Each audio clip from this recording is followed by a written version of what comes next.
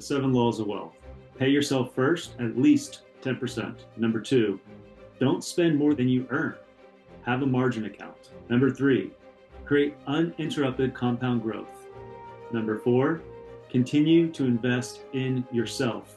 You are your greatest asset. Number five, don't take on bad debt. Number six, don't delegate your wealth. No one cares more about your money than you. And number seven, give from a place of power. Welcome back. If you watch and listen to this episode, Jeremy, yesterday, I blew my own mind. And that's pretty hard to do. I literally solved everyone's money problems. I solved it. I have a map. I know what to do. And I am absolutely certain if you listen to this episode all the way to the end, you write down these points, rewind it, get the transcript, however you need to digest it. If you follow this and you add R. Nelson Nash's principles, you will build guaranteed wealth. I guarantee it if you follow these 7 laws of wealth. So, Jeremy, welcome, man. How are you doing? I'm doing well. I'm ready to get started. So this is going to be exciting. I've seen what you've been posting online and through social media talking about the 7 laws of wealth, and I thought, you need to bring this onto the podcast. So I'm going to sit back more as a student, and I'm going to listen to you talk about the 7 laws of wealth. And let's get started, man. Let's get into it. I love that. And I don't think that's true for a moment because we will be interacting, my friend. So I will go through them. I'm going to get your takeaways on them. And by the way, credit's got to go to where credit's due. I'm pretty sure this is AI Earl Nightingale that I learned this from. And I listened to it and I said, you know what? That's one smart man. He knew the strangest secret in the world. If you ever got to check that out, or he has the 7 rules of wealth. This is where this is coming from. But I'm going to put a practical spin on everything. And I apply this in my life, and it's already been game changing. My 11-year-old knows these rules from last week, Jeremy. So, rule number 1 comes from Richest Man in Babylon. Jeremy, what is rule number 1? Pay yourself first. That is. And what is the suggested amount from Ernst Young that you should be paying yourself first? 10%. 2, 10% to yourself. 10% to yourself, but 10 to 30%. Like, I'm not going to lock you in at just 10%, but that's kind of your minimum. So if you hear this, Jason, I can't do that. I'm like, well, nobody hears like most Americans, but most Americans are saving less than 5%. They're saving in the 3s and the 4%. So if you're doing that, okay, the first action step is to save 1% more next week. That might be one less cookie, one less Frappuccino, one less whatever it might be, one less Amazon order. And I'm not telling you that you have to scrimp and save and pinch pennies, but if you know what your long-term vision is and you know where you're going and you have a belief, you know what you're going to accomplish, then when you start looking at this, and this is going to go to the 6th law, when you start understanding, hey, I am going to automate this. I am going to pay myself first. And it is non-negotiable. Non-negotiable. Some of those other low value spending will go away. So law number 2, this is the one, Jeremy. This one for me, this was like, if you listen to Michael Jordan and about how many shots he missed in a lifetime. And if you listen to Steph Curry, maybe you're not a basketball fan, but any great in any sport does a lot of what? They do a lot of repetitions. And they do a lot of repetitions on the most basic things. But when you're a master, when you have true mastery, when you watch a professional athlete, when you watch, say you go see Pavarotti, when you go see someone who is at the best of their game, guess what they did when no one was watching? They practiced. They did the basics. So this is so basic that all of you listening might say, Jason, I know this, but here's where things will change for you if you're really open to putting aside your ego. And I mean edging God out. I mean saying I already know that. If you don't apply what we're saying, again, one episode, less than 30 minutes, will solve everything.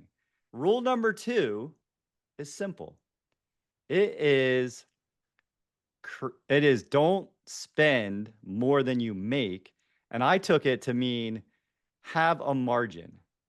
Because one of the things before I knew anything I'm talking about is I would save that rainy day fund in a bank and I would have it there and have 3 to 6 months set aside.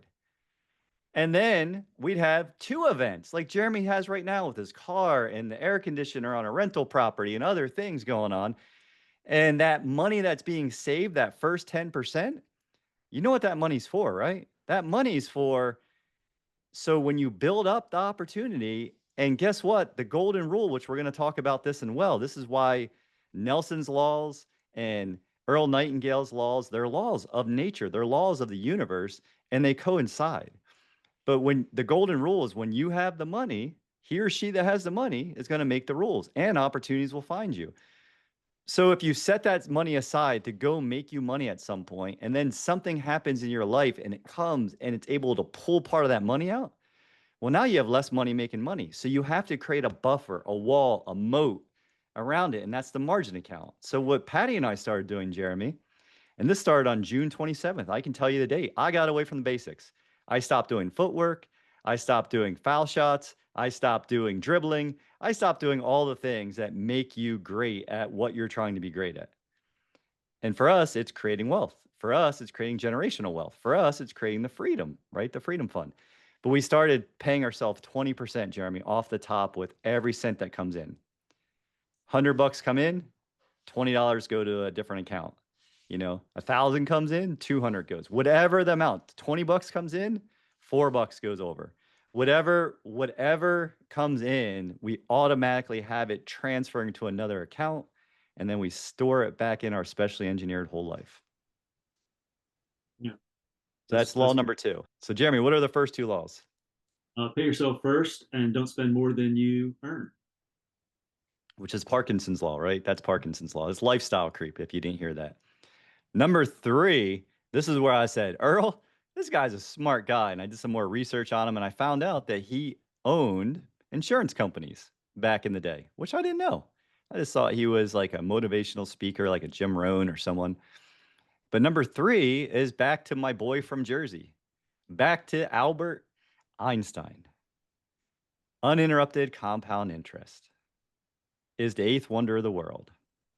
So don't interrupt your compounding interest. Find a vehicle where your money, the compounding interest, can happen, which happens over time and it's exponential, not linear. Well, Jeremy, where is the one vehicle that you and I have found that you do not ever interrupt the tax-free compounding interest? It's an appropriately engineered whole life insurance policy.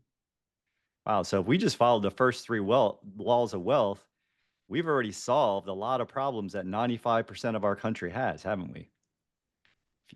I would agree. So we had a full episode literally on emergency savings, and you can check that out after this one.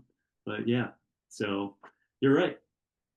I know. I mean, I kind of like being right when people say, hey, that makes sense. That's like my happiest moment in the world when I'm on these calls, helping people, strategy calls, wealth strategy calls, whatever you want to call them. But wall number 4. So 1, pay yourself first at least 10% and automate it, automate it, automate it. Law number 2 is don't spend more than you make, but I took it to have a margin. Have a margin, have a buffer, a moat around that 10% that you saved. So that way, when you have the event, the change that will happen, winter will come. Well, now that's never taking from the money that's going to go to work for you so you can have time freedom and all the other freedoms you want. Number 3 is store the liquidity someplace where it's uninterrupted and compounding forever, tax-free away from the government, protected from lawyers, all the good stuff, right? The living benefits. Number 4, this is my favorite. Number 4 is continue to invest in yourself. You are your most valuable asset. Go develop new skills with the problem that you are solving currently or the problem that you want to be solving for others, because your value, your ability to earn is a direct reflection of the quality and the difficulty of the problems you solve. So this is the, the arrival syndrome that Nelson Nash talks about. never arrive. We never arrive. Even when you become a master in martial arts, even when you become a professional athlete, the ones that are truly great have longevity because they continue to develop themselves. They make time for it. They get new skill sets. They go around new people. They never arrive. Thoughts on this one, Jeremy? No, man, I love that saying so much. You should never arrive because, I mean, as men, we lose purpose when we do arrive. And that's that lack of purpose where you start seeing our health decline, our interactions decline. So long as you have a goal and a purpose that is beyond yourself, you won't ever arrive. And you'll probably find that you're living in your purpose by continuously trying to help others. So, yeah, I love that statement. Ah, that's powerful. I love you love it. That's, love is a good thing. Number 5, so one, pay yourself first, at least 10%. Number 2, spend less than you make, create a margin account, preferably another 10% right off the top, automate it. Number 3, uninterrupted compound interest that's tax free. Number 4 is keep investing in yourself. Sharpen the saw, as Stephen Covey would tell you. Sharpen the saw. Go find a way to add more value to yourself and others, and enjoy it. It's a game. We can all do whatever we want. Remember that. Number 5 is debt. Don't have that noose around your neck because you haven't built up an opportunity fund, a rainy day fund, or something else that you control, that you have guarantees, because bad debt is like an anchor around your neck. Not anyone listening here, but 95% of Americans, there's a noose around their neck and it's tightening daily because the biggest, like, we're over $1 trillion in credit card debt, highest in our history. The number one asset of the US government is student loan debt.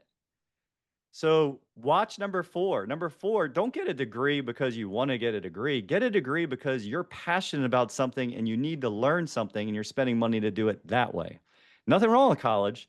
Just make sure that when you're committed to spending hundreds of thousands of dollars on yourself, that you're going to get multiple returns on that money. And so number 5 is don't take on bad debt. Recognize the difference between bad debt and good debt. Jeremy, as an investor, real estate investor, could you talk a moment about the difference between good debt and bad debt? Yeah, so good debt is, I mean, I really just get it back into assets and liabilities, how I really think about it, right? If I'm going to take on debt, it's going to be an asset. Why? Because assets make me money. If I'm going to take on debt Dead and ass. liability, that liability is going to turn around and lose me money. So good debt grows wealth, bad debt destroys wealth, very simply. That's super simple. And he said ass, if you were listening. So, uh, so you want something that when you're actually, to make it third grade level, when you put your money into something, is it paying you money or is it taking money away from you? That's what Jeremy just said, just to keep it simple. So that's a fifth law, is understand that bad debt becomes a noose and anchor around your neck, and not all debt is bad debt. If you have debt that you've taken on because it's making you more than the debt, then that is good debt. That is the difference. Number 6, and this one's kind of fun to me because this is track every dollar that comes in and out of your life. What is flowing in? What is flowing out on the personal side, on the business side, in your personal economy. And I've done a bunch of courses in the last 4.5 years, Jeremy, and a lot of them come to this as like the first thing. Like the first thing is to weigh in, to financially weigh in, what's coming in, what's going out, get a really clear picture, see where there's financial leakage. And I love that. I actually use that in my calls and have people do that exact exercise. But why is it the sixth law of wealth is to track everything that's coming in, everything that's going out? It's because if you don't value your money, no one else is going to value it more than you could.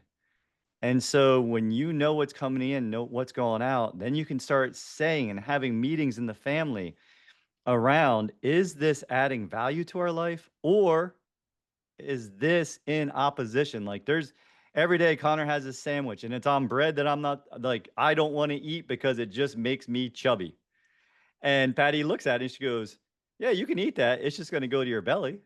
It's the same thing with our money. Track it, know what's coming in, know what's going out. And that way, you know what is aligned in you start really appreciating and valuing your money. Any thoughts on this one, Jeremy? I think it really gets back to don't delegate your wealth, right? No one cares more about your money than you. And so if you hand your money over to someone else, you are giving up control. And now you're relying on someone else to basically create, keep, and multiply your money. When instead, again, no one cares more about your money than you. Not me, not Jason, not your neighbor. So if you want to take control of your capital, if you truly want to, build wealth, you need to start tracking it. And tracking it is a lot more simple than you think, right? We have so much technology out there, literally apps that will tell you where your money is going. And did you know that that gym membership you started in January, that you're still paying for it? Like there are ways that you can track your money and make it automated that it's very simple. The most important thing here is that you got to start and stop delegating your wealth and start taking back control. My next question for anyone who said, okay, I'm going to start is by when? Whether you're using QuickBooks, whether you're using Quicken, whether you're using Rocket Money. I mean, there's like Jeremy said, whether you're just using a Google Sheet. If you're good at spreadsheets, if you're good in the sheets like Mr. Jeremy here, and so there's the sixth law of wealth. I'm not going to give you number 7 yet because I think you're going to get a little aggravated with me. I just have this feeling because of how we've been programmed and how we think. And I biblically speaking, I believe number 7, but when I tell you what it is, it makes me a little uncomfortable. I actually had to spend a lot of time thinking about number 7. So I'm going to go in the Nelson's laws and how they overlay this. Number 1, think long range. So everything we're talking about not days, not weeks, not months. We're talking about decades, generations, thinking in 100 years at a time, much like these mutually owned dividend paying companies. How can your family stay profitable over the next 100 years? Well, apply the first 6 laws of wealth. Number 2, right? What's number 2, Jeremy, of Nelson's principles? Uh, of Nelson's principles, Yeah. I was about to say, don't spend more than you make. So we have think long range, and I don't know, man. Pay yourself first. Don't be afraid to capitalize. I thought that was the first one that you put on the. I'm literally keeping notes here. Yeah, well, and that's what I'm showing you. If you just listen to this episode and follow thinking long term, don't be afraid to capitalize, pay yourself first, don't steal the peas, right? Yeah, Don't take on, don't I just take on, don't. makes sense to people, but I would recommend you go out and read a 92-page book. It can be life changing. So if you don't believe us, I again, read it in one day, and that's not very impressive because it's giant font and it's got a lot of pictures. And Jeremy and I will even show you how to read 40 pages of it and get a huge quick start on that. But anyhow, to circle it back around, I know I'm holding out. If you're still listening, you're like, Jason, just give me number 7. Number 7 is give from a place of power. It is not give while you're broke that keeps you broke. We talk about tithing. We talk about giving 10% of what we earn. Like Connor understands that when he earns money, he number 1 has to save it, then he gets to spend it, and then he shares it. The 3 S's. You're spending, you're saving, you're spending, you're sharing in that order. But when we give from a place of lack, all we're doing is keeping ourselves in a place of lack. Take a little bit of time, apply the first 6 laws of wealth, start building that confidence, that certainty that you can earn and keep more of your money, then give. And what's going to end up happening is you're going to give more, you're going to give more abundantly, and you're going to make way more impact because this is one of our human needs, contribution, one of our 6 needs. So most people are giving from lack. Now, you can give other things than your money. You can give time, you can give energy, you can give attention, expertise.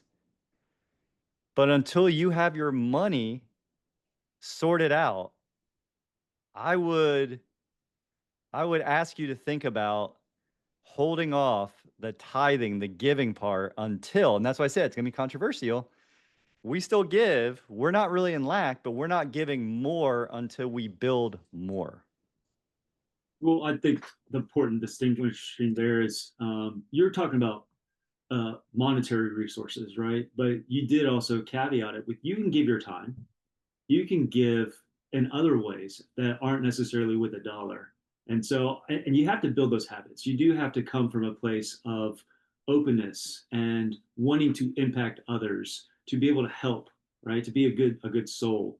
But I understand what you're saying. If a person doesn't have the monetary means to basically, hey, I've got to pay this light bill, or put clothes on my kids, or I need to give money to this charity and pay for someone else's kids to be able to be fed and clothed. I understand what you mean by that, but that doesn't mean that you can't go out and volunteer time. And what an opportunity to take your children to go spend time with those other children who do need help, who do need fathers and mothers. So it's not controversial. It's only controversial if you apply a monetary aspect to it, right?